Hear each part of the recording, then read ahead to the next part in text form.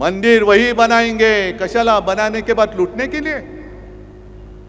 आम्ही आहोत ते मंदिर लुटारूंच्या विरुद्ध आहोत. फडणवीस साहेबांना सांगायची की आमची चेष्टा टिंगल मस्करी करण्यापेक्षा तुम्ही मंदिर लुटणाऱ्यांच्या बाजूने आहात की राम रक्षा करणाऱ्यांच्या बाजूने आहात ते पहिले स्पष्ट करा. हे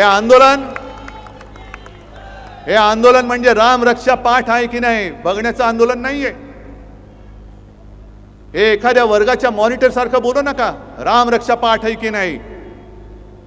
राम रक्षा म्हणजे आज जे आपण नेहमी म्हणतो की रामाने आपली रक्षा केली पाहिजे, आज राम भक्तांना रामाची रक्षा करण्याची वेळ या रामाच्या नावाने मत मागून सत्तेत आलेल्या भाजपच्या कारभारामध्ये आपल्याला करावी लागते. याच्यासारखं हिंदूंचं दुर्दैव कोणतं?